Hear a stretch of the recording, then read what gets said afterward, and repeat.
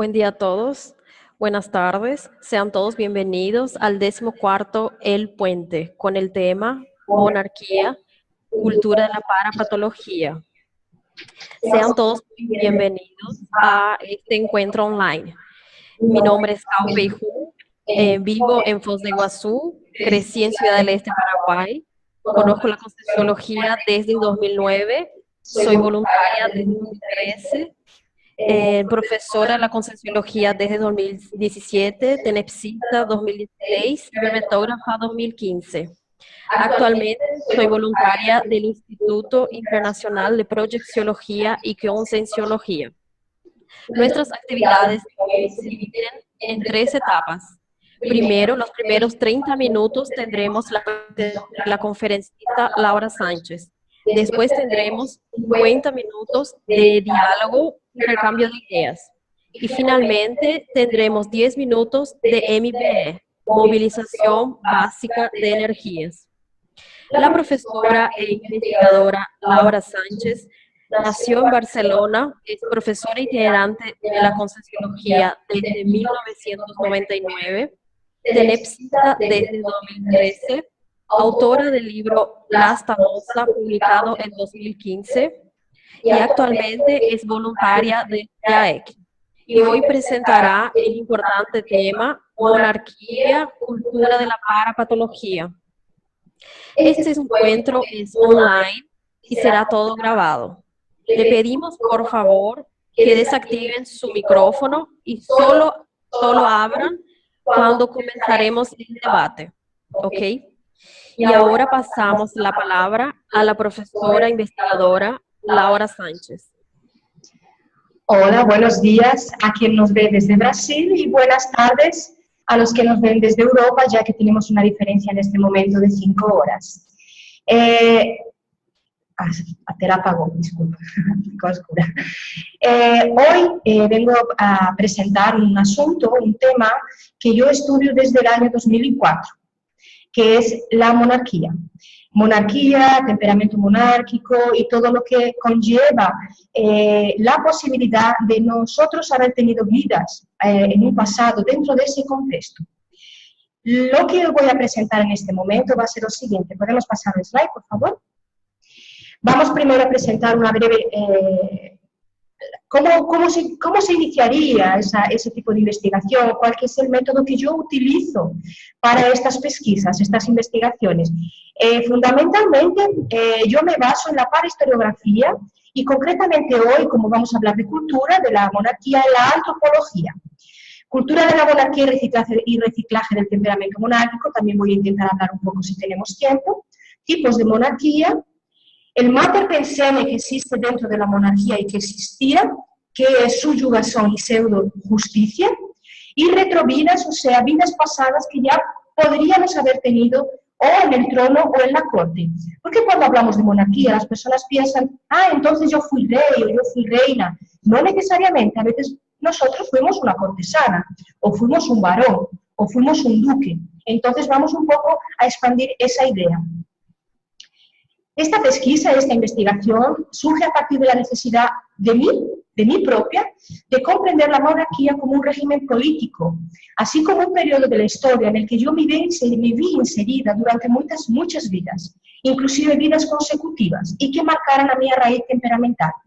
Ahora ustedes pueden decir, pero ¿cómo puedes decir una cosa así? ¿Tanto parapsiquismo tienes como para afirmar una cosa así? No, claro que no. No es una cuestión de yo tener mucho parapsiquismo. Fue un tipo de información que yo recibí del profesor Valdo Vieira hace muchísimos años y una encomienda de pesquisar y estudiar profundamente ese proceso de la monarquía, por yo ya estar vinculada a ella desde muchas vidas atrás, siempre en Europa, ¿cierto? Y además de una forma consecutiva, o sea, yo nací en la monarquía, moría, fallecía y resomaba, o sea, volvía a nacer dentro de otro reinado, más siempre dentro de ese contexto. Entonces eso marcó fuertemente mi temperamento. El método que yo utilizo son básicamente datos bibliográficos, uso una metodología más para historiográfica y la elección del término monarquía, yo lo intento ver desde extrapolando lo que sería un contexto de estudio normal dentro de la ciencia convencional, o sea, yo voy a estudiar monarquía, no solo como un régimen político, sino como un régimen y como un contexto que marcó mi temperamento, marcó esta vida que estoy viviendo ahora también en este momento. La parahistoriografía es una especialidad de la concienciología, por eso es para, porque si habláramos solo de historiografía, entonces estaríamos hablando de una ciencia convencional, porque la historiografía, ¿qué es? La historiografía no es más otra cosa que la escrita de la historia, pero nosotros colocamos el sufijo para, porque sería la historia de nuestras vidas, de nuestra historia. Entonces estamos dando un contexto más holomemórico, no solo de memoria, sino de holomemoria. Vamos a pasar. Cuando nosotros comenzamos a estudiar monarquía, con una reflexión crítica y sin autocorrupciones, sin nostomanía. ¿Qué sería nostomanía? Echar de menos. Muchas personas llegan hasta mí y me dicen, Laura, yo reconozco que viví en la monarquía. Lo reconozco, lo siento, he tenido algunas señales de eso. Y yo yo echo de menos la monarquía. Eso se llama nostomanía. Es una sensación de melancolía o de echar de menos patológica. Y muchas personas que pasaron por la monarquía sufren en este momento de esa nostomanía. Hace falta reciclaje, o sea, hace falta cambiar. Nosotros que vivimos en la monarquía en vidas pasadas o que reconocemos rasgos de carácter monárquicos, necesitamos pensar seriamente en cambiar, en reciclar esos trazos, esos rasgos de carácter. ¿Por qué? Porque pertenecen a un contexto histórico que ahora ya no tiene más cabida en nuestra vida. O sea, si yo subyugaba a personas en el pasado, no tiene ningún sentido que yo ahora haga lo mismo. Alguien me dijo cuando yo era de la monarquía, alguien nos contó que nuestra sangre era azul, que nuestra sangre era real y que nosotros éramos dioses en la tierra. Eso en el siglo XXI no tiene más cabida. Entonces, por eso es muy necesario comenzar a hacer su propio cambio, su propia reciclaje. Según la antropología, la cultura es un conjunto de patrones de comportamiento, de creencias, de conocimientos, de costumbres, que distinguen un grupo social. Entonces, cuando hablamos de monarquía, estamos hablando ¿de qué? De un grupo, de un padrón. ¿Cómo que funcionaba la monarquía desde el punto de vista antropológico? ¿Cómo se relacionaba ese grupo entre sí? Ellos se relacionaban con una jerarquía, una jerarquía. O sea, el que tenía un título mayor dominaba al que tenía un título menor. Por eso que es una cultura patológica. No es una cultura de igual para igual, es una cultura de el que está encima y el que está abajo. Yo tengo la hipótesis, después de años de estudio, desde 2004 que empecé a estudiar monarquía, este asunto, que la monarquía es una cultura de la patología, sí, y se puede verificar, y voy a intentar verificar esto a través de la exposición y de algunos argumentos de mi trabajo. Yo tengo aquí una definición de monarquía que hice en un verbete llamado monarquía, que dice lo siguiente. Se puede definir la monarquía siendo una forma de gobierno en la cual el jefe de Estado, a quien se otorga el título de monarca, rey o reina, o equivalente, ejerce poder absoluto, vitalicio y hereditario sobre su pueblo o país, teniendo origen y estabilidad en los últimos siglos, a partir del feudalismo. O sea, la monarquía tiene como raíz de comportamiento el feudalismo. Es muy importante estudiar también el feudalismo. Y a partir de ahí vemos que las personas que viven en ese contexto monárquico, ellos ejercen un poder absoluto. O sea, nada más antifraterno y anticosmoético que usted ejercer poder absoluto en algún lugar y sobre algunas personas. Tipos. Dentro de los estudios políticos podemos estudiar la monarquía absoluta, la monarquía feudal y la monarquía parlamentarista. Puede pasar. No voy a pararme aquí para que dé tiempo a hablar de otras cosas. Eso ustedes lo pueden estudiar en cualquier libro o inclusive en la internet. Entonces no me voy a detener ahí. Mater pensene. ¿Qué sería el mater pensene? El mater pensene es aquel pensene que predomina, aquel que tiene más peso en nuestra manifestación. Yo reconozco, o después de tanto tiempo de estudio, y casi que afirmo, desde mi punto de vista, que el mater pensene de la monarquía es el poder a través de la subyugación de las conciencias. Es lo que más predomina. Yo subyugo a vos porque yo tengo el poder absoluto, porque yo nací para eso, porque yo tengo que hacer eso y no estoy haciendo nada errado, nada equivocado. Entonces estoy totalmente absuelta de cualquier tipo de peso en mi conciencia. La subyugación, ¿qué es?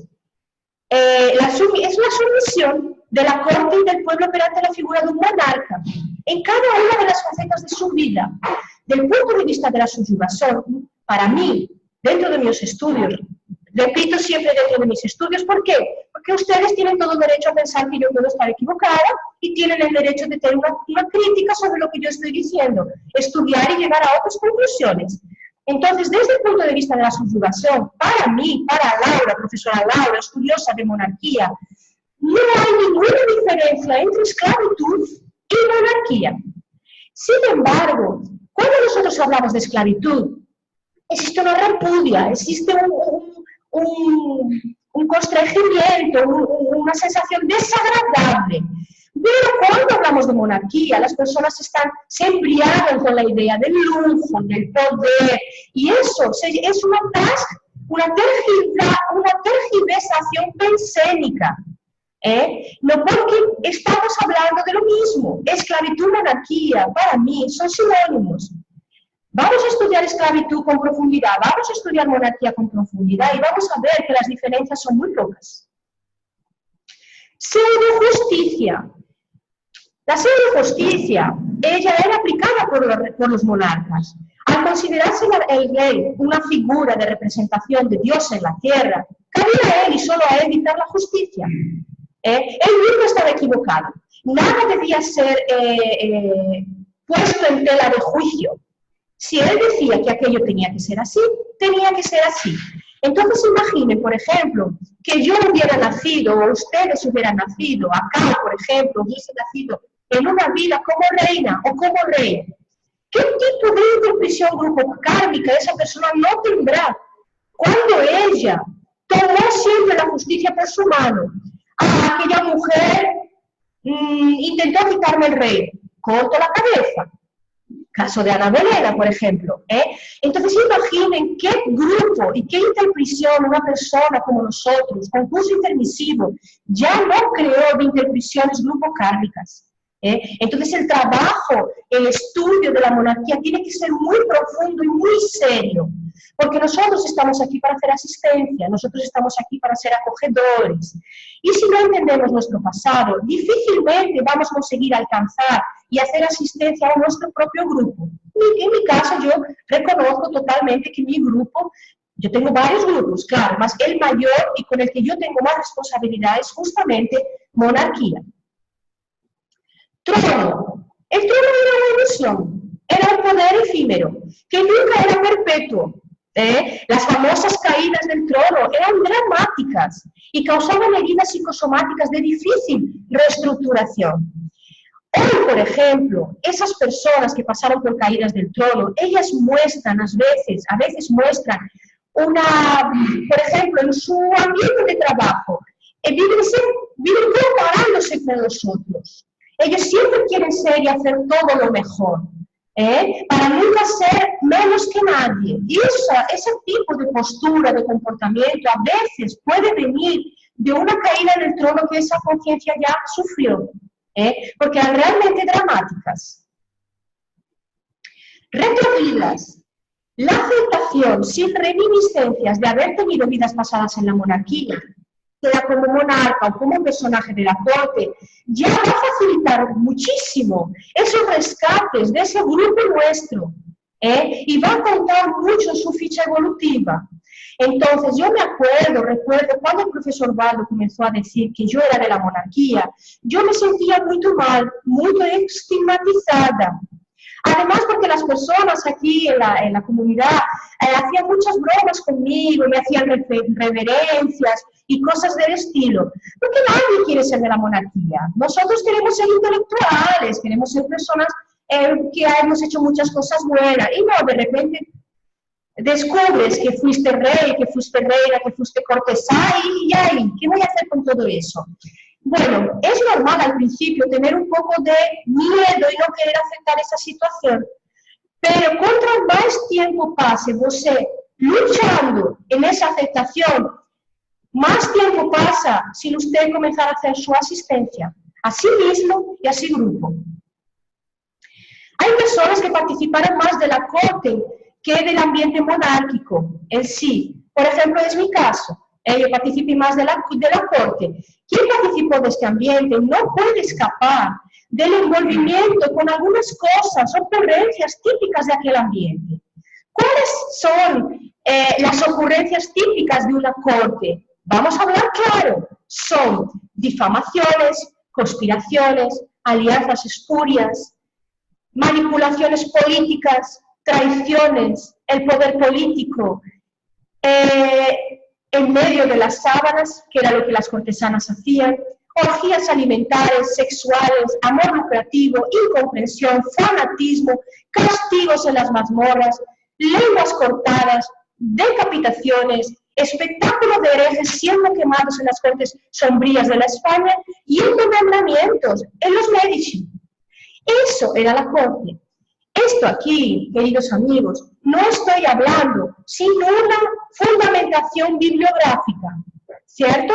Cualquier biografía, cualquier libro, por ejemplo, tenemos un libro llamado La Sociedad de la Corte, de Norbert Elias, que es un clásico que ya explica todos estos mecanismos que ocurrían dentro de la corte. En teología, las causas, los motivos para el funcionamiento de la corte, podemos considerar como hipótesis la propia sobrevivencia dentro de aquel contexto. Nosotros nacíamos en aquel contexto, nos explicaban que nosotros teníamos poder, nos explicaban que nosotros debíamos subyugar para no perder el poder, que debíamos imponernos. Es como una especie de lavado cerebral muy grande. Imaginen cuando una persona tuvo no una vida, sino varias vidas dentro de este contexto. Entonces, es muy difícil después ir cambiando esa cognición, ese modus operandi, esa forma de funcionar, después de esas causas, de esa sobrevivencia dentro de la corte. Las cortesanas, por ejemplo, disculpen que me olvidé de traducir, cortesanas, la ascensión sin sosiego y a cualquier precio para ser la amante oficial del rey, que a su vez era tan oficial cuanto la del primer ministro, pero destinada a ser sustituida siempre por una más joven o más bonita. Y entonces él la terminaba o en el convento o con una muerte segura, una decapitación o alguna cosa, algún tipo de asesinato. Existen cortesanas relevantes en la historia, como Madame de Pompadour, por ejemplo, que era muy inteligente, gustaba mucho de cultura. Entonces, cuando hablamos de cortesana, no podemos pensar simplemente en prostitución, ya que sinónimo de cortesana es prostituta. Pero, sin embargo, ellas eran realmente muy instruidas, justamente para poder inserirse en la corte y conquistar los monarcas. Entonces, ellas tenían una cultura muy grande. Y sabían danzar, sabían bailar, sabían seducir sobre todo al hombre, etc. Madame de Pompadour, por ejemplo, fue la primera patrocinadora, mecenas, de la primera enciclopedia francesa que existió en Francia. Entonces, su capacidad intelectual era muy grande. Sin embargo, ella era frígida, no tenía orgasmos. Y entonces, ¿qué ella hacía? Para no perder su puesto de amante oficial, ella pasaba a veces noches y noches enteras leyendo libros y contando historias para el rey. Y no iba ni siquiera al baño a hacer sus necesidades, como pipí o caca, hablando bien claro. Y murió exactamente de eso, por una infección urinaria. Para que ustedes vean cómo era dura la sobrevivencia en un lugar como aquel. Bastardos, claro, si existían cortesanas, existían hijos bastardos. Muy pocos de ellos eran reconocidos por los monarcas, la mayoría no eran. ¿Y qué ocurría con ellos? Eran abandonados en las calles, la mayoría de ellos, bebés, o en los conventos y entregados a su suerte. Algunos de ellos fueron reconocidos. Por ejemplo, Juan José de Austria en el siglo XVII fue reconocido por el rey español de aquella época, pero son casos muy concretos y muy específicos. Fertilidad. La reina sin fertilidad no tenía ningún futuro en la corte. Corría el riesgo de ser apartada, expulsada, decapitada, asesinada, colocada en un convento, porque además no era solo una cuestión de fertilidad. Ella tenía que tener hijos, varones, porque ella podría tener muchos hijos, pero si eran mujeres ya no servía. Entonces imaginen una mujer en aquella época, qué presión de ver que tiene hijos y que no van haciendo el varón. Es como ver que su muerte cada vez está más próxima, más cerca de ella. Títulos. Los títulos marcaban las jerarquías dentro de la monarquía y eran empleados para designar las personalidades monárquicas. Vamos a ver algunos de ellos. Emperador, rey, príncipe, infante, archiduque, gran duque, duque, marqués, conde, vizconde, barón, caballero, señor. Pues ustedes pueden encontrar esta lista también en el verbete monarquía. ¿Podemos pasar, por favor? Tratamientos. Existían también los pronombres, la forma de llamar a cada uno de esos títulos. Alteza, Alteza Imperial, Alteza Real, Alteza Serenísima, Divina Majestad, Excelencia, Majestad, Real Majestad y Santidad. Les recuerdo que todavía hoy existen muchas monarquías en el planeta y que se utilizan todavía este tipo de tratamientos. Extremos, monarquías y monarcas. Los salones, estas son frases que yo escribí como si fueran pensadas. No tienen que concordar conmigo, algunas pueden parecer hasta un poco duras. Pero a mí me gusta llamar las cosas por su nombre cuando hablo de monarquía, para hacer un esclarecimiento mayor. Los salones de los palacios están llenos de cortesanos promiscuos, en cuanto el Vaticano está lleno de clero reprimido. Conclusiones. Existen hoy todavía 43 países donde la monarquía está vigente, o sea, corresponde casi a un 18% del planeta. Sociología.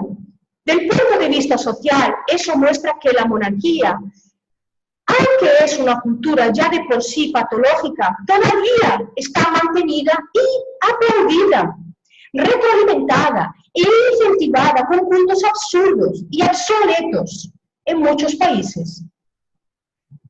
Estado mundial.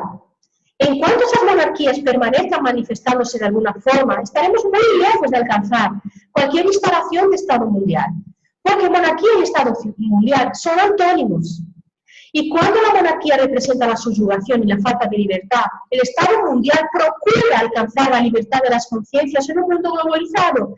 Entonces es muy difícil conseguir esa idea maravillosa de Estado mundial cuando todavía 43 monarquías se manifiestan en el planeta. Temperamento.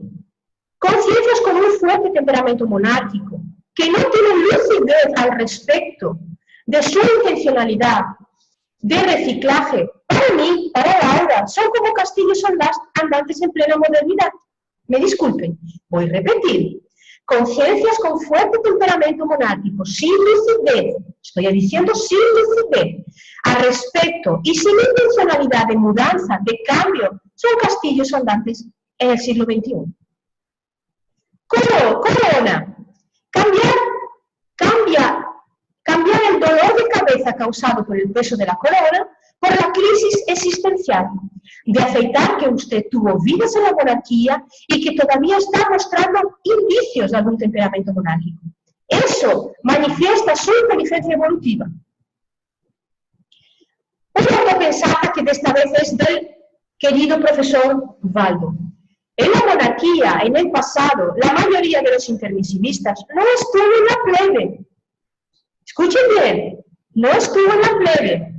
Hoy, con la autoconciencialidad ampliada, lo indicado es cortar los resquicios de la corte que todavía pueden estar manifestándose en un temperamento monárquico remanescente. Por eso tenemos que estar muy atentos a nuestro orgullo, nuestra nariz empinada, andar con tacones, mirar por encima del hombro a los otros, etc. Todavía mantenida por las socins, o sea, por las sociedades patológicas, la monarquía alimenta y incentiva puntos absurdos, obsoletos y degradantes para los países afligidos, lejos, muy lejos de alcanzar un universalismo. Hasta aquí la presentación, corrí mucho, pero quería que diese tiempo a hablar de todo y ahora paso la palabra acá. ¿Listo? Muchas gracias, profesora Laura. Excelente presentación, un tema muy relevante para nosotros, para el planeta Tierra. Ahora vamos a abrir para las preguntas. ¿Quién gustaría hacer preguntas? Por favor, ahora es la hora. Es ahora.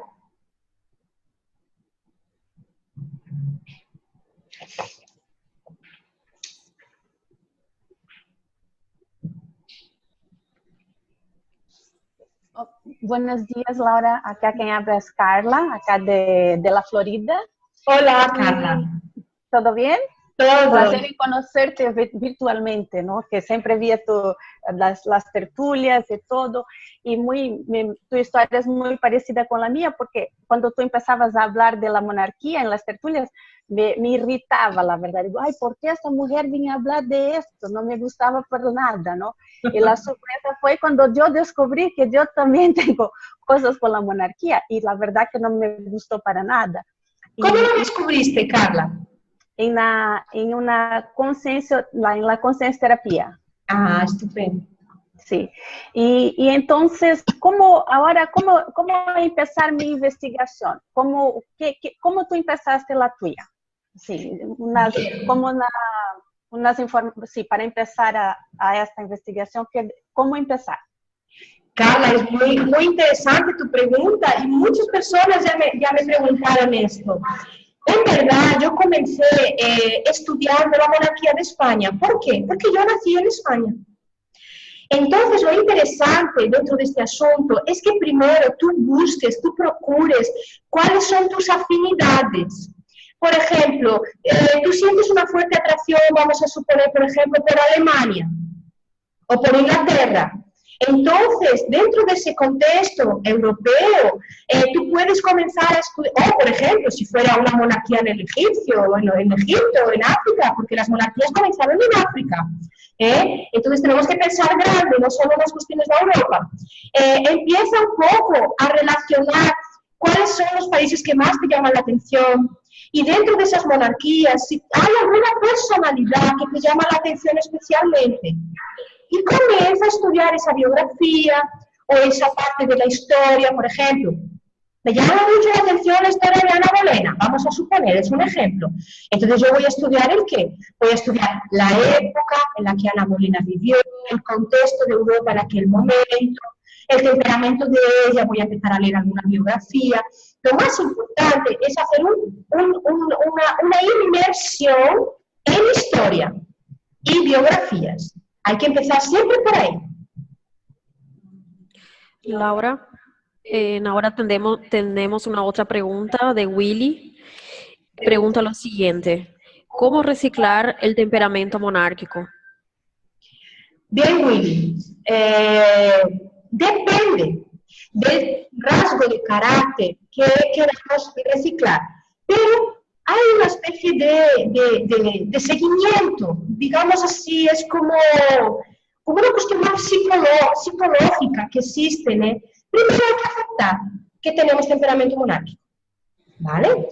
Después tenemos que elencar, o sea, escribir una lista de qué rasgos de carácter nosotros pensamos que tenemos. Por ejemplo, hay un verbete llamado temperamento monárquico, donde están elencados 20 rasgos de carácter de temperamento monárquico.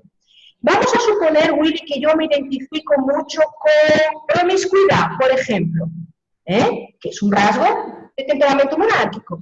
Entonces, a partir de ahí, yo primero tengo que aceptar el hecho de que yo tengo aquella promiscuidad, porque probablemente ya viví la cosa durante muchas vidas y necesité ser promiscuo para obtener mi cabeza en su sitio y no perderla. Entonces, a partir de ahí, yo voy a hacer una reflexión de la falta de necesidad y de utilidad que hoy me brinda esa promiscuidad en mi vida, ya que yo soy intermisivista, ya que yo no necesito tener varias parejas para tener mucho sexo, si yo tengo una pareja, yo voy a dormir más rápido, voy a conseguir dormir más rápido, voy a conseguir hacer más asistencia, y a partir de ese razonamiento,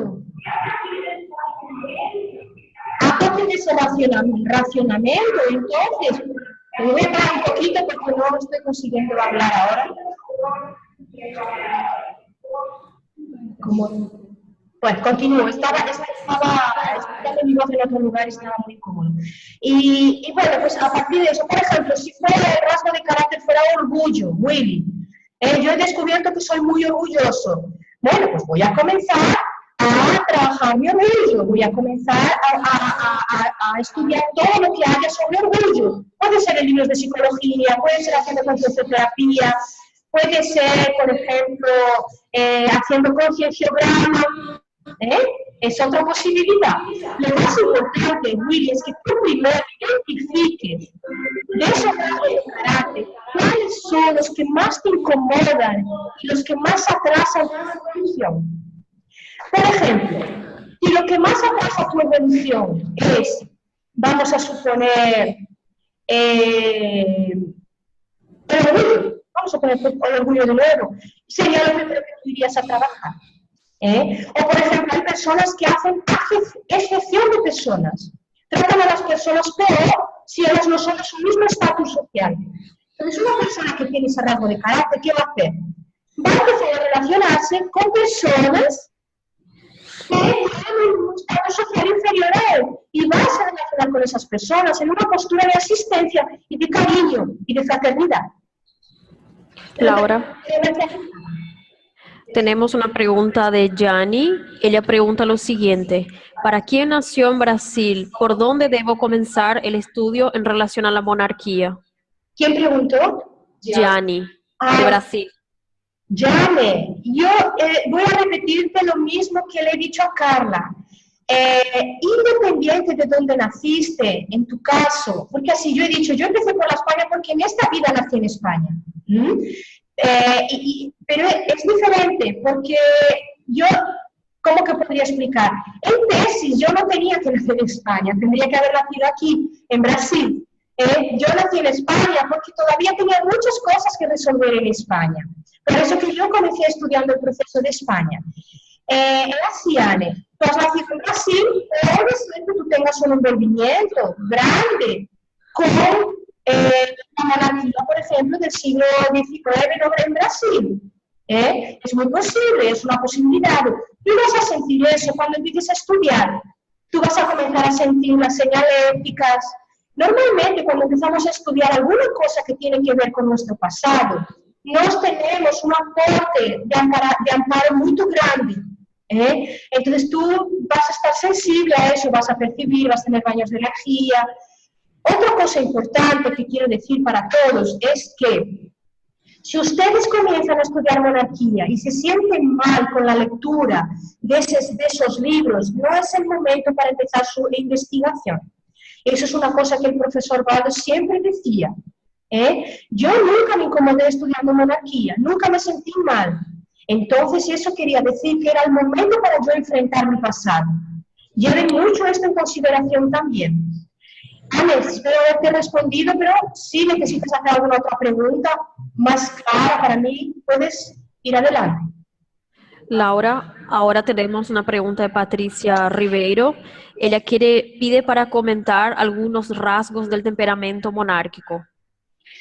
Bien, es una pena que no tenga aquí mi verbete porque los 20 están trazados, pero voy a ver si consigo acordarme de todos. Orgullo, prepotencia, acepción de personas, promiscuidad, envidia, egoísmo, más. Carl, ¿me ayudas a recordar algo más? Arrogancia, vanidad. Vanidad, exactamente. Anticosmoética, ¿no? Sí, Entonces, resume todo. exactamente. Laura, tenemos otra pregunta de Willy. Pregunta lo siguiente. ¿Existe algún estudio concienciológico sobre Enrique VIII o la época? Concienciológico, Willy, no sé. Yo estudié bastante Enrique VIII porque es una figura histórica dentro de la monarquía bien relevante. Fue un tirano, fue un gran tirano. Y mi estudio concienciológico no sé si alguien ya hizo esa investigación. Que yo conozca, no, nadie todavía. Ok, aquí Gianni comenta que ella tiene interés por el contexto de los Medici, por Isabela de Medici, pero no hace ningún... ¿Quieres aprofundar, Laura? Bueno, yo estudié eso, los Medici yo los estudié muy por encima, estudié bastante, pero no con profundidad. Entonces no podría decirte ahora en este momento exactamente nada sobre esa personalidad. Yo sé que hay personas que estudian dentro de la comunidad concienciológica esa personalidad de Isabela, ¿no? que la dijo. De cualquier modo, lo que yo destaco de la corte de los Medici es la cuestión de la traición, la cuestión de los asesinatos, que era muy grande, y fue una de las monarquías quizás más características en manifestación de rasgos monárquicos, una de las más. Gianni pregunta si por acaso sería el único o uno de los únicos trazos positivos de la monarquía sería la erudición, o habrían otros. Yo reconozco dos, querida. Yo reconozco la erudición, la cultura, el acceso a información que nosotros tuvimos allí, que fue maravilloso. Y también reconozco el gusto por las cosas, ¿cómo podría explicar? El buen gusto a la hora de vestirse, de manifestarse, porque nosotros teníamos una educación. Tanto el clero como la monarquía tenían una educación. Entonces eso sí restó alguna cosa, que no sabemos, a veces no restó nada de eso, restó solo lo negativo, cada uno tiene que ver, eso fue positivo, es lo único, no podemos en portugués se dice forzar la barra para hablar otras cosas positivas, porque no habían. Lamentablemente no había. Solo ustedes comenzar a estudiar monarquía y ustedes mismos van a llegar a la misma conclusión que yo. Ok, Laura. ¿Alguien más quiere hacer alguna pregunta? Tenemos tiempo todavía. Sim, eu gostaria de perguntar se quando vão voltar a ter a dinâmica da monarquia e também se há a possibilidade de fazer el curso que ustedes hacen de la reciclaje, sí, por EAD, así como estamos haciendo este encuentro ahora, si existe la posibilidad de hacer este curso también para nosotros que vivimos fuera de Brasil, por la internet. Carla, muy interesante también tu pregunta, muy adecuada. Primero, voy a responder sobre la dinámica. Nuestra dinámica paró debido a falta de disponibilidad de los epicones. No teníamos disponibilidad de epicones, estaban todos muy ocupados. Entonces, hasta hoy estamos esperando que alguno de ellos pueda liberarse de la cantidad de trabajo que ellos tienen y realizan y nos pueda acompañar en la dinámica. Entonces, estamos aguardando. Al respecto del curso de reciclaje de las posturas monárquicas, varias personas ya solicitaron para hacerlo en AD. ¿Qué ocurre, Carla? Ocurre que el curso tiene un campo que funciona igual que un campo de CP2. Por ese motivo, él no puede realizarse online. Pero yo voy a pensar en tu pregunta mucho, porque quién sabe si nosotros podríamos organizar un curso especial, sin campo, para pasar las informaciones con varias aulas y con varios profesores. Yo voy a pensar en esto, voy a llevarlo para la reunión del CAE y es una posibilidad, sí, ¿por qué no? ¿Por qué no? Obrigada, sería ótimo. Voy a pensar mucho, vamos a pensar con mucho cariño, ¿eh, Cao? Yo digo a Cao porque Cao hace parte del equipo del curso. Muchas gracias, Carla. ¿Alguien más quería preguntar sobre el tema de la monarquía? Las personas que están aquí también pueden preguntar. Sí, claro. Acá Willy pregunta lo siguiente. El concienciograma fue adaptado para la autoinvestigación del temperamento monárquico. No, Willy, no fue. El profesor Baldo escribió el concienciograma basándose en todos los tratos y todos los puntos de nosotros como conciencia. Solo que, ¿qué ocurre, Willy? En el momento que, por ejemplo, estudiamos dentro del concienciograma aquel apartado, por ejemplo, hay un apartado de emocionalidad, nosotros vamos a poder identificar trazos monárquicos también. Entonces, el concienciograma les sirve para avaliar cualquier tipo de temperamento. Cualquier tipo de temperamento. Puede ser temperamento belicista, puede ser temperamento religioso, puede ser temperamento monárquico y puede ser una mezcla de todo también. Porque a veces Willy tuvo más vidas, vamos a suponer, en el clero que en la monarquía. Entonces, vas a manifestar más trazos del clero, como sería, por ejemplo, represión, o por ejemplo, más introspección, menos capacidad de relacionarte con los demás, o belicista, más agresivo, más a la defensiva. Pero si tuviste alguna vida en la monarquía, eso puede aparecer en una menor proporción también. ¿De acuerdo? Un concienciograma todos deberíamos hacerlo. Todos, absolutamente todos. Antes que tenemos más una pregunta de Gianni. Ella pregunta lo siguiente. Laura, ¿pretendes escribir algún artículo sobre la parapatología de la monarquía o algún verbete?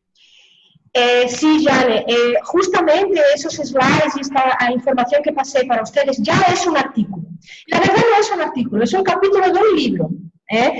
Nosotros tenemos en Editares un libro que está siendo trabajado con revisión, que es una antología de la monarquía, donde 22 personas han escrito cada una de ellas un artículo, un capítulo. Entonces yo escribo unos 3 o 4 capítulos en ese libro y uno de ellos es exactamente Monarquía, cultura de la parapatología. Él ya está escrito. Solo necesitamos un poco más de tiempo para poder publicar el libro. De todas maneras, Jane, si yo pudiera ayudarte con más información, puedes entrar en contacto conmigo porque el capítulo ya está escrito. ¿Ok? Gente, solo para comentar que pueden hacer la pregunta directamente en el micrófono, no necesitan escribir en el chat, podemos interactuar por acá, no hay problemas. Patricia Rivero, ella comenta que sería muy bueno tener clases teóricas en MIBE, tal vez allá afuera, que sería fantástico, ya tendrían alumnos online con el tema. Patricia, justamente esta semana fue muy sincrónica. Estas 2 semanas, porque yo recibí el convite para esta conferencia del profesor Paulo Freire. Y yo me puse muy contenta porque yo soy europea. Yo conocí la concienciología en Barcelona. Yo fui profesora itinerante en Italia mucho tiempo. Entonces, para mí tener la oportunidad de hablar, de hacer asistencia, esclarecimiento fuera de Brasil, es como volver a mi esencia de asistencia. Y después de este convite del profesor Paulo, entraron conmigo en contacto esta semana pasada un grupo de Suiza de concienciología y me pidieron por favor para dar una clase sobre temperamento monárquico. Entonces el jueves justamente voy a dar una clase de 2 horas y media solo hablando de temperamento monárquico con ellos. Entonces así creo que estamos en el momento de llevar esas informaciones un poco más lejos y vamos a organizarnos para eso, sí, juntos creo que vale mucho la pena. Ok, Laura. Poliana, que está acá presente con nosotros, ella hace la siguiente pregunta. Laura, ¿podrías hablarnos alguna cosa sobre la afectividad en la monarquía? Bueno, era lo que faltaba. O sea, no había afectividad, difícilmente había afectividad, porque ¿qué ocurre? Cuando nosotros tenemos que sobrevivir en un ambiente tan patológico, tan nosográfico, es difícil confiar en algo. Es difícil tener afecto por algo. Tú puedes hasta tener mucho afecto por algo, pero confiar es una cosa muy difícil, porque nadie podía confiar en nadie, porque de una hora a otra la persona quería tu título y, como dicen en portugués, puxaba tu tapete. O sea, hacía cualquier cosa para destruirte, derrubarte y conseguir aquello que tú tenías. Entonces, las personas tenían una autodefensa emocional muy grande.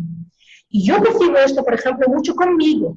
Yo soy una persona muy afectiva, extremadamente afectiva, aunque algunos dicen, tú tienes una cara de brava, que da miedo y tal, y tal, y tal. Sí, pero los que me conocen saben que yo soy extremadamente afectiva.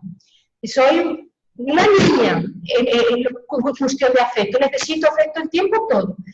Ahora, confiar en alguien, yo a Laura, difícil. Eso es una cuestión para mí bien difícil. Yo siempre pienso que alguien va a engañarme, que alguien va a traicionarme. Entonces imagino cuántas veces ya no me cortaron la cabeza, cuántas veces no me cortaron la lengua. En fin, eso está muy impregnado en la conciencia. Entonces hoy yo tengo que desenvolver como parte de mi reciclaje esa contraposición a la falta de confianza. ¿Por qué? Afectividad sin confianza no es afectividad tampoco. Entonces es un engaño decir que yo soy muy afectiva pero que no confío en la persona. Es un poco complejo. Entonces ese proceso de la afectividad muy serio, muy serio, muy serio. Yo veo dentro de las personas con temperamento monárquico, es la cosa más difícil de entender y de reciclar. Por el entorno, por la antropología, por el contexto.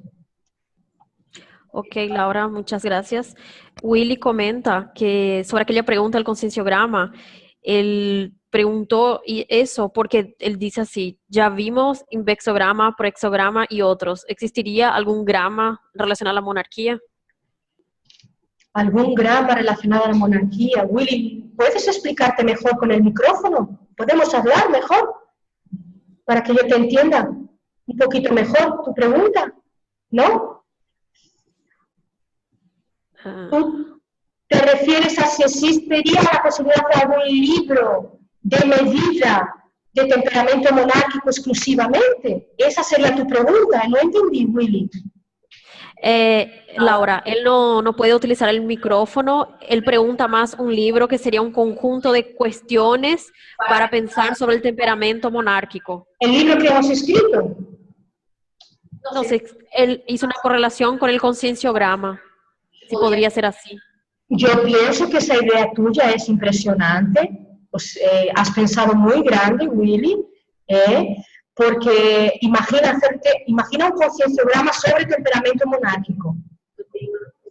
Iba a dar mucho trabajo, Willy, pero sería maravilloso. Yo tengo una lista ahora de libros que estoy escribiendo. Ahora a final de mes voy a publicar uno, que es una biografía que no tiene que ver con la monarquía. Después queremos publicar la antología de monarquía. Yo estoy escribiendo otro libro sobre memoria y de memoria también. ¿Quién sabe si después podemos encarar ese drama de la monarquía? Sería un trabajo muy arduo. Acá Gianni comenta con Willy que la profesora Laura tiene varios verbetes que le pueden ayudar a entender mejor, incluso hacer el curso del reciclaje de las posturas monárquicas. Sí, Gianni, gracias. Yo tengo 10 verbetes publicados, Willy, 10 verbetes publicados, la mayoría dentro de ese asunto. Existe el verbete feudalismo, existe el verbete monarquía, existe el verbete temperamento monárquico, existe el verbete cortesana. Entonces, solo con esos ahí ya tienes un buen material para estudiar. Y como no, Willy, como bien allá me apuntó, te convidamos con mucho cariño a realizar nuestro próximo curso, que todo año tenemos. Ok, Laura, muchas gracias, Laura. Laura, quedé acá con una duda. Entonces, la persona para tener el temperamento monárquico significa entonces que tiene varias vidas, ¿no? En la monarquía, o no, solo una vida ya queda con ese temperamento. Depende de la intensidad de la vida. Por ejemplo, Carla, tú ya has oído hablar de vida crítica. Entonces, si tuviste una vida, solo una vida, pero fue una vida crítica, probablemente el temperamento estará marcado. Claro que la persona que tuvo varias como yo y consecutivas como yo, el temperamento está mucho más arraigado. Y el reciclaje que ella tiene que hacer es mucho más fuerte. Tiene, como el profesor querido, nuestro profesor querido Pablo decía, hay que sudar sangre. Yo creo que eso es independiente de si fueron muchas o fueron pocas, va a depender de la conciencia. ¿Quién puede avaliar eso mejor que nadie? Eres tú, Carla. Por ejemplo, Carla, ¿cómo es tu manifestación? ¿Cómo es tu orgullo? ¿Cómo es tu arrogancia? ¿Cómo es tu relación con los otros? ¿Cuál es el tamaño de tu ego? Ahí tenemos que empezar. Laura, Gracias. Chico, gracias, Carla. Chico que está acá en la sala hace la siguiente pregunta. Buen día, Laura. ¿Existe algún rasgo de temperamento nosográfico principal que dio inicio a todo el comportamiento monárquico? ¿Alguno que inició todos los otros? Para mí sí, Chico, poder. Para mí el poder desenvolvió el resto. ¿Por qué hay subyugación? Porque se quiere el poder. ¿Por qué hay asesinatos? Porque se quiere proteger lo que se tiene, el poder. Entonces, poder y monarquía son juntos, son juntos. Traiciones, belicismo, poder, conquista de territorio. ¿Qué es la conquista de un territorio? ¿Por qué existe una guerra? ¿Qué está aconteciendo hoy en España y en Cataluña? Está volviendo la monarquía, está volviendo el feudalismo, está volviendo la dictadura. Están peleándose entre ellos. ¿Por qué? Por poder. Porque si Cataluña está independiente, yo soy catalana, me permitan hablar con propiedad, nací en Barcelona, mi familia está allí, está sufriendo muchísimo con todo lo que está ocurriendo. Tiene mucho miedo. Entonces, ¿qué ocurre? Si tú eres catalana, naciste en Cataluña, no puedes hablar español. Ellos están así ahora, en ese proceso. No puedes hablar español, no puedes querer ser española, estás traicionando a tu pueblo. Entonces, son cosas basadas en qué? Son circunstancias basadas en poder. Porque Cataluña va a ser más fuerte y más poderosa económicamente si ella está distanciada de España. Y entonces eso es lo que ellos están queriendo hacer. No deja de ser xenofobia, separatismo, poder, todo es poder. Ellos quieren una república, ellos quieren salir de la monarquía, pero no es solo eso, porque eso está bien, y para la república es positivo, pero separándose del país del cual ellos hacen parte. Mi madre me contaba ayer, si me permiten, porque estamos hablando del mismo asunto, me contaba ayer que hoy en día, si ella va a hacer la compra en un supermercado y la cajera le habla en catalán y ella responde en español, ella puede ser agredida. Puede ser agredida, mismo que sea verbalmente. ¡Ah! No eres independentista, estás contra nosotros. Española de mierda. Así están las cosas en Cataluña. Muy difíciles. Volvió el pasado. Claro que hay megaseñador, lógicamente, como había las monarquías. Estamos hablando de lo mismo. Eso es cultura de monarquía. Que nosotros queremos nuestro reino. Cataluña es un reino. Entonces, pues, vemos cómo estamos todavía hasta aquí de monarquía todos. Tanta cosa para hacer. Muchas gracias, Laura. Ahora Elena, que está acá con nosotros, quiere hacer una pregunta. Hola, Elena. Hola. Sí. Activar. Listo. Bueno, mi nombre es Elena, yo soy la coordinadora de Comic-Cons y acá en nuestra IC tenemos un estudio sobre el temperamento artístico. Y yo te pregunto, profesora Laura, ¿cuál es la principal intersección o la principal similitud entre esos dos temperamentos, el artístico y el monárquico? Muy buena pregunta, Elena, porque está muy ligado, muy interligado. Porque en la monarquía existían los palacios y existía sobre todo en el siglo XVII una idea de que ningún palacio se apreciaba como tal palacio si no tenía arte, si no tenía gabinete de curiosidades, si no tenía museo. Y los monarcas no tenían ni idea de arte. Algunos eran analfabetos, no sabían ni escribir, por eso que existían las eminencias pardas. Entonces, ¿qué hacían? Ellos convidaban a vivir en el palacio los mejores artistas de la época. Por ejemplo, Leonardo da Vinci, Sandro Botticelli. ¿Trabajaban para quién? Trabajaban para la monarquía. Mecenas, ellos eran mecenas, los monarcas, y entonces la monarquía, ella era toda rodeada de arte, porque si no, no había ostentación.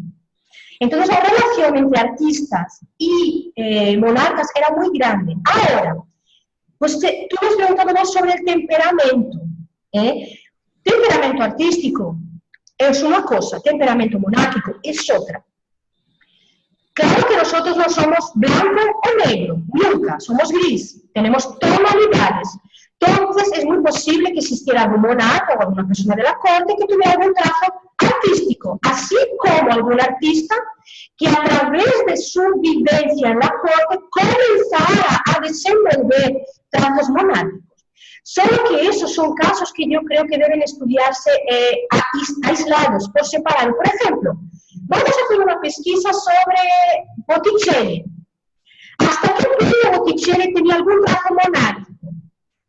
Entonces yo empezaría a estudiar el qué. ¿Cuánto tiempo él pasó en la monarquía? ¿En qué tipo de corte que él estuvo? ¿Con qué personalidades monarcas él se relacionó? Y a partir de ahí haría un estudio biográfico para conseguir un poco vislumbrar si había trazo de temperamento o no.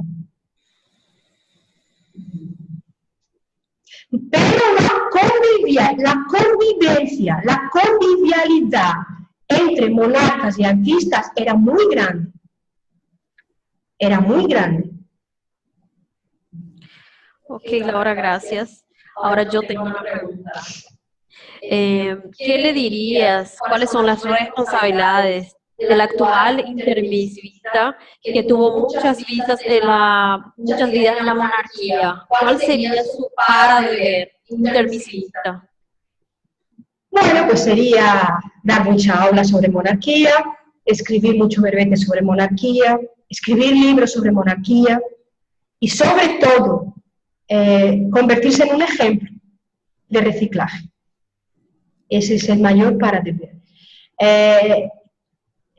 No se puede hablar de monarquía de una forma coherente si ya no se limó algún trazo de carácter, algún rasgo de carácter. Es imposible. Cuando yo voy a dar una clase sobre temperamento monárquico, yo me coloco en pie delante de, a veces hasta 80 alumnos, 40, 50, 60, ¿no? Ya tuvimos hasta 80, Si yo no tengo una coherencia de reciclaje, yo no voy a poder aguantar 2 horas y media hablando de tráfico monárquico. Es imposible. Yo voy a comenzar a temblar, voy a tener ataques extrafísicos. Hay que tener la teática. Yo en mi caso creo que lo que más me ayuda a hacer esa asistencia es el ejemplo que yo doy con mis cambios, lo que yo he cambiado en mi vida. Mi expresión, mi comportamiento con los otros, mis prioridades.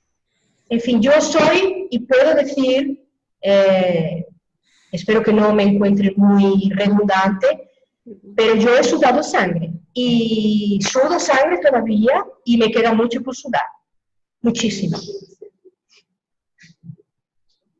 Espero haber respondido, Cao. Muchas gracias, Laura. Sí, fue excelente.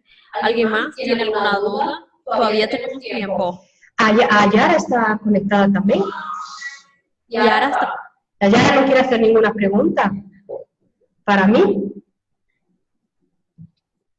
Hay varias personas conectadas. Yo solo estoy viendo a André Luis, a Yane, a Marcia, a Almir, Patricia, Eduardo, sí, estoy viendo ahora a Eduardo también. Guillermo Binati, que no conozco. Exactamente. Hola, Laura. Sí. Tengo una pregunta. Dime, Eduardo. Una relación de convergencia entre los rasgos personales de la persona que viene del holopensene religioso con el de la monarquía. Existe, y mucho más inclusive que de los artistas con los monarcas, porque el clero, él tenía una función dentro de la monarquía de control enorme. En verdad, quien controlaba a los monarcas eran los clérigos, los cardenales, los papas, etc.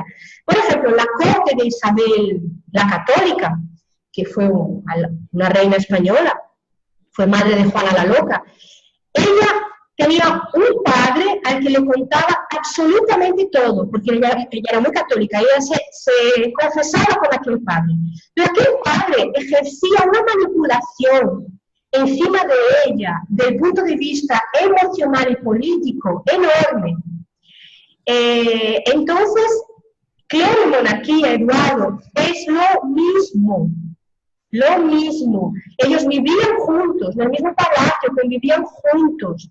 Ellos ejercían un poder en los monarcas muy grande. Por eso que Enrique VIII, volviendo a Enrique VIII, ¿qué hizo? Enrique VIII quiso separar del catolicismo. ¿Por qué? Porque los católicos no dejaban que se casara con Ana Bolena, ya que no le interesaba. Entonces tuvo que hacer un rompimiento con la Iglesia para poder ejercer su poder. Eso muestra que en realidad quien ejercía el mayor poder era el clero en la monarquía. Era bien, si estudias historia, eso es clarísimo, clarísimo. Muchas gracias, Laura. Willy también comenta que tiene una duda en la misma línea. Pregunta si hay alguna relación entre el temperamento monástico y el monárquico. Si podrías aprofundar. Exactamente es lo que acabé de responder ahora para Eduardo un poco. Ellos vivían dentro del mismo contexto palacial y ellos querían también lo mismo que quería el monarca, el poder. La única diferencia es que ellos no eran promiscuos en tesis, pero tenían un recogimiento mayor y un tipo de manifestación diferente. Pero el motivo del poder, de la subyugación, vamos a pensar en Inquisición.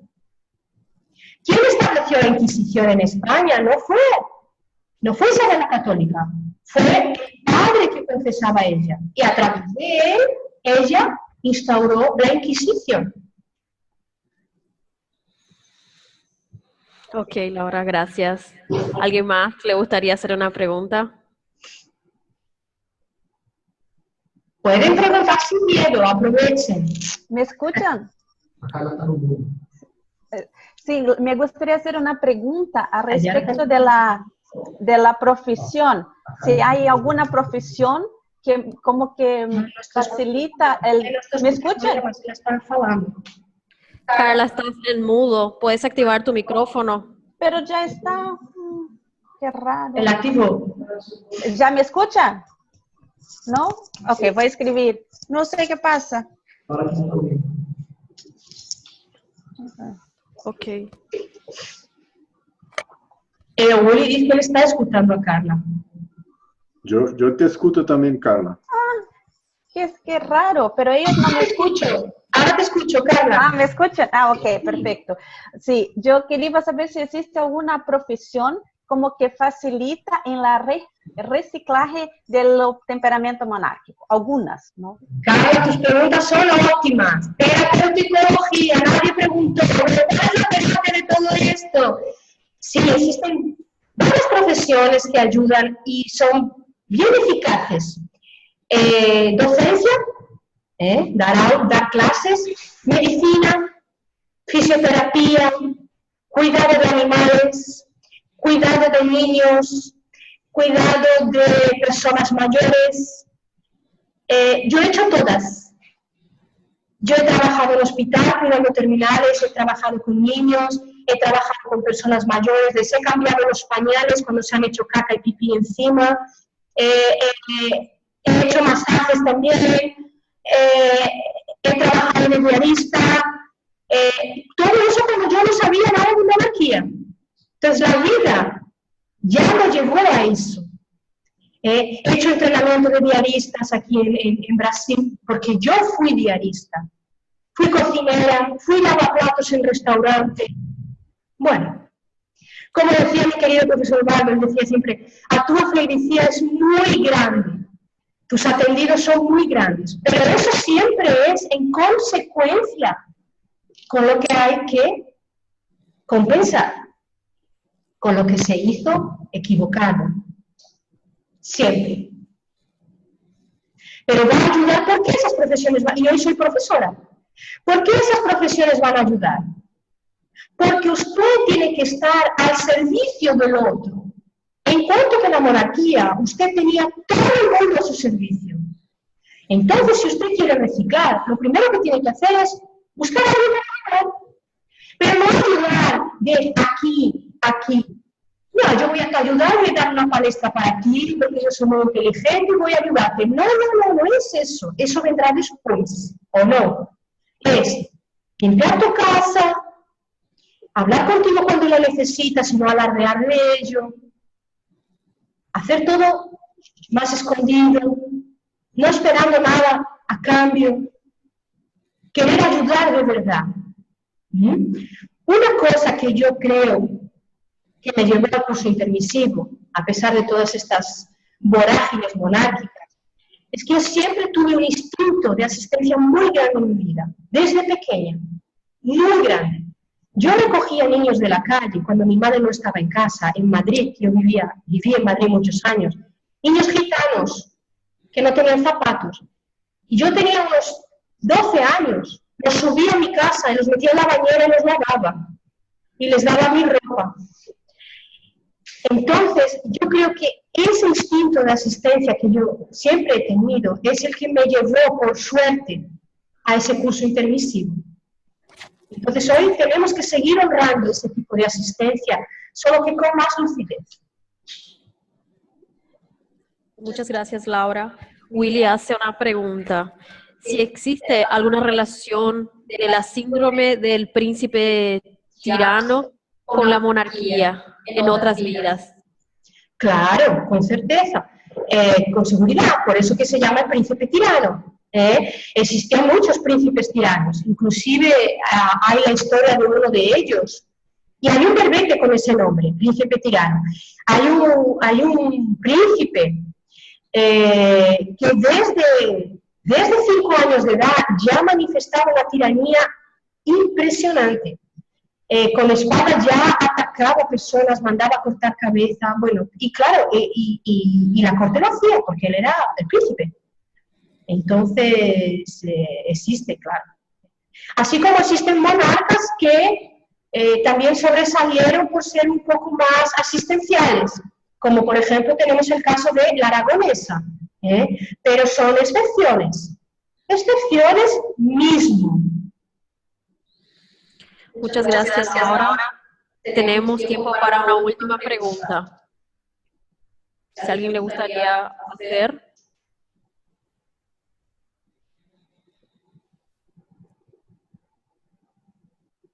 Les he dejado pensativos. Sí.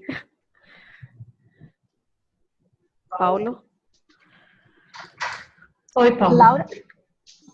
Hola. Hola, Laura. Estaba acá a pensar, ¿conoces algún nombre de algún emperador o emperadora que vino de la monarquía en el pasado? Sí, la aragonesa. ¿Y puedes dar un poco más? Sí, puedo. La aragonesa era Isabel de Aragón. Ella fue una española que se casó con Diniz de Portugal, siglo XII, XIII aproximadamente, ahora no me acuerdo muy bien. Y ella se puede considerar una infiltrada en la monarquía. Ella hacía mucha asistencia. Su marido era muy tirano, muchísimo. Y ella dentro ella hoy es una santa, reconocida como una santa en Portugal. Hay una estatua de ella y todo. Y nosotros aquí en la comunidad llamamos de aragonesa porque ella nació en Aragón. Y el profesor Valdo una vez me preguntó, Laura, ¿qué nombre podríamos poner para esa conciex? Y yo dije aragonesa porque ella nació en Aragón. Entonces el profesor Valdo dijo que ella había gustado del nombre, que ella aceptó el nombre y quedó aragonesa. Explico esto porque a mi conexión con aragonesa es muy, muy, muy fuerte y yo percibo mucho el trabajo de ella cuando estamos en los cursos. Entonces, aragonesa, ella hacía tanta asistencia dentro de la monarquía que después de morir fue declarada como santa. Entonces es Santa Isabel de Portugal. Aragonesa ella tenía un proceso parapsíquico muy grande de ectoplasmia. Y una vez ella estaba cogiendo algunos objetos de mucho valor en el palacio y los colocó en su avental para llevarlos a conventos y a sitios donde hacía falta dinero. Y el marido, el rey Diniz, la encontró en el corredor y le dijo, ¿qué haces llevando esas cosas? Y ella dijo, yo no estoy llevando nada, son rosas, son flores. Y él dijo, no, abre el delantal, que yo sé que está robando en mi propio palacio. Cuando ella abrió el delantal, así abrió el delantal, salieron flores, solo flores. Ella desmaterializó absolutamente todos los objetos. Y por eso que ella se llama la reina del milagro de las flores y por eso que ella fue santa. Entonces, el profesor Walsh decía que posiblemente ella ya sería evolucióloga. Entonces es un caso excepción, pero un caso muy positivo de infiltración para dar ejemplo. Ella daba ejemplo al marido y ejemplo a los hijos que peleaban entre ellos. Ella a veces entraba dentro de un campo de batalla, se colocaba en medio para evitar las guerras, hacía ese tipo de cosas. Entonces ella fue un ejemplo increíble de monarca, según nosotros estudiamos, una infiltrada. Un caso excepción. Sí, aragonesa es muy interesante de estudiar. Ella también tiene un vínculo muy grande con Chico Xavier, para las cosas que el profesor Valdo explicaba. Existen algunos libros que pueden leerse para entender más el proceso de aragonesa. Para mí, bien importante pensar en aragonesa siempre en nuestros cursos. Ella y Felipe II también. Los dos. Muchas gracias. Felipe II no fue positivo, fue muy religioso, pero él debió hacer algún tipo de reciclaje en las otras vidas fuerte, porque él también el profesor Valdo ya detectó él ayudando bastante en nuestros cursos. Ahora, él era intelectual, muy intelectual. Eso que era muy religioso pero él era un gran intelectual. Él tenía el Escorial, que es una gran biblioteca que él construyó, y él estudiaba de madrugada. Él hacía todas sus cosas por el día, todas sus obligaciones monarcas, y de madrugada él no dormía para poder estudiar. Laura, una última pregunta mía. La Stanosa, ¿dónde está? Ahora, Ahora. como llamado, yo no lo sé. Las últimas noticias que tuvimos de la Stanosa a través del parapsiquismo del profesor Waldo era que él estaba en un interludio trabajando. ¿Y cuál es su nivel evolutivo? Bueno, la Stanosa era una persona que tenía mucha cosmoética, muy universalista. Eso es lo que se puede destacar más de una erudición enorme, una erudición enorme. Y también muy vinculado a la monarquía. No sé si se acuerdan que comenté que existió un rey bastardo, que sí que fue reconocido, Sí. Juan José de Austria. Él fue íntimo amigo de la Stanosa. Entonces la conexión entre la Stanosa y la monarquía era muy grande también. Tanto que la Stanosa llegó en el final de su vida a tener un título de gentil hombre de la casa del rey, que era un título monárquico que permitía a él vivir dentro del palacio, pero él nunca quiso vivir dentro del palacio. Él nunca abandonó su palacio porque era su museo. Pero él consiguió ese título. Entonces, su relación con la monarquía era muy grande y además yo tengo relación con la Stanosa, la Stanosa tiene relación conmigo, tiene que haber monarquía en medio. No puede ser de otra forma. Él no trabajó mucho con parapsiquismo, Cao, trabajó más con alquimia y con intelectualidad. Y él dio un nombre de teca a una de sus colecciones cuando no existía ainda todavía el término teca. Entonces eso es una gran cosa. Ok, muchas gracias, Laura. Por nada. Muchas gracias a todos. De nada, gracias. Ahora vamos a entrar en la tercera parte, que es la movilización básica de energías, que será comandado por la profesora Laura Sánchez. Serán 10 minutos. Entonces yo voy a indicar para vosotros cerrar los ojos para romper el estímulo visual, calmar los pensamientos,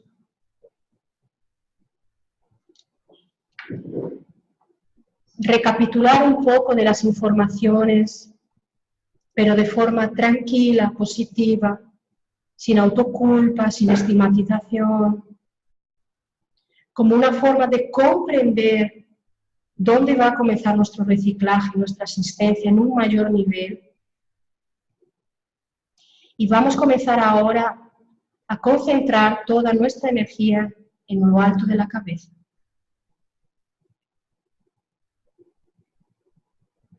Vamos bajando esa energía poco a poco por el resto del cuerpo hasta nuestros pies.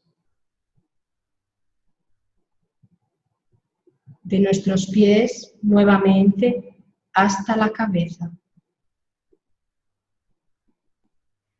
Y así en un flujo constante, cada uno en su ritmo. Vamos a intentar crear un círculo cerrado de energías. Cabeza-pies, pies-cabeza.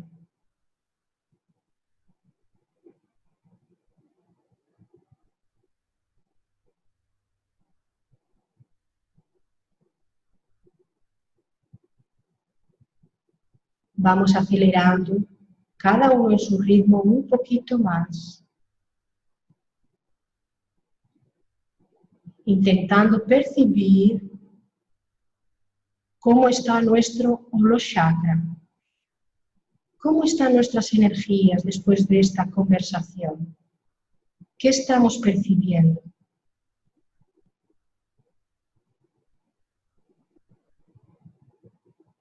Intenten alcanzar su propio estado vibracional.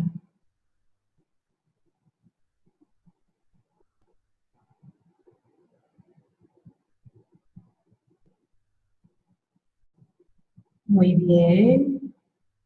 Vamos a acelerar un poquito más todavía.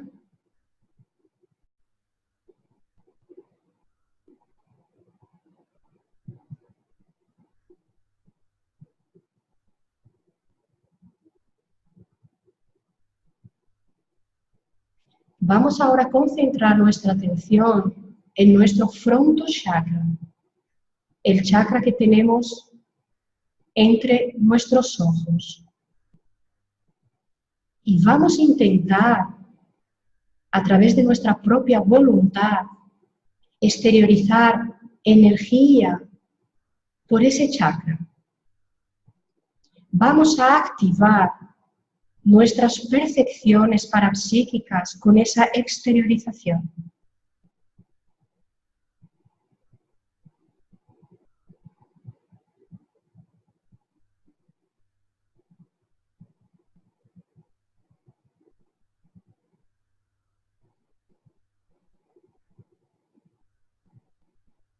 Al mismo tiempo, vamos a comenzar también a exteriorizar energías por el corono chakra, el chakra que tenemos en el alto de la cabeza.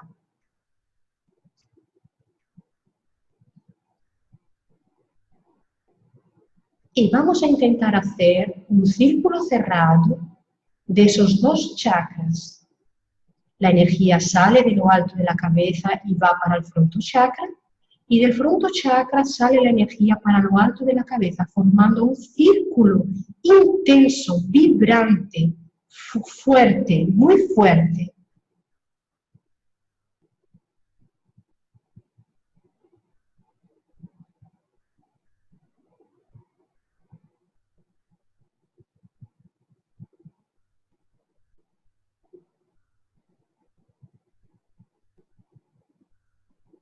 Vamos al mismo tiempo, sin dejar ese flujo, comenzar a exteriorizar por nuestro ombligo chakra, el chakra que tenemos en el ombligo, fuerte, muy fuerte también.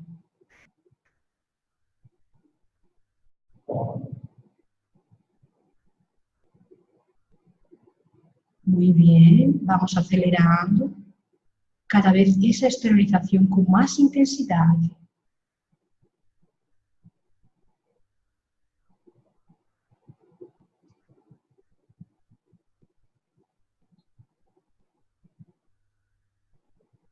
Vamos a pasar ahora a disminuir los flujos de exteriorización y vamos a comenzar a exteriorizar por todos los chakras de nuestro cuerpo, todos, en todas las direcciones, para nuestro cuarto.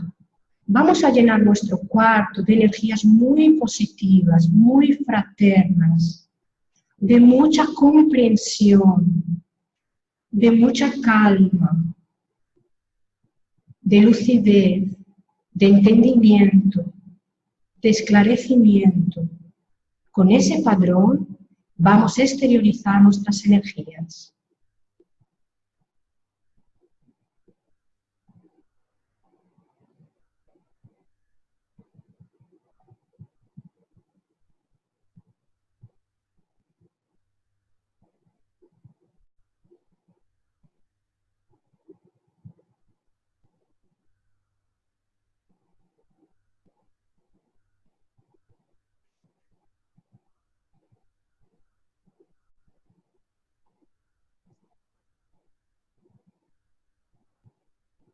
Perciba qual que é o chakra que mais se exterioriza e com mais facilidade.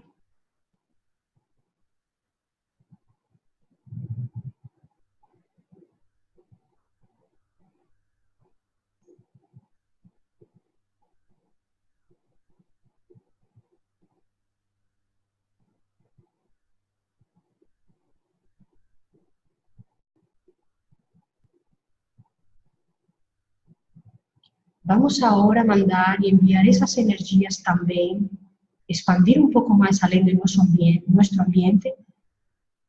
Vamos a enviar para o planeta todo. Vamos a pensar em estado mundial, em fraternização.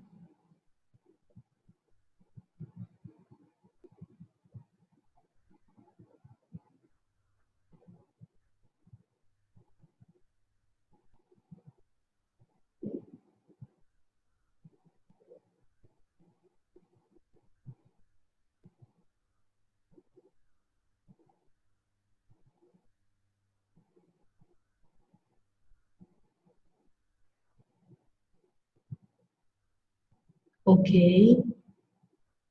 Agora vamos disminuyendo aos poquitos la exteriorización, volviendo la atención para el cuerpo físico, para el ambiente, cada uno en su ritmo.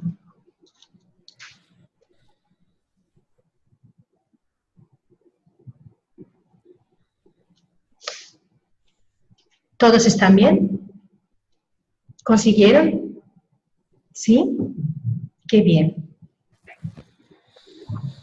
Muy bien, Laura. Muchas gracias por tu presentación, excelente debate y muchas gracias por la participación de todos aquí presentes.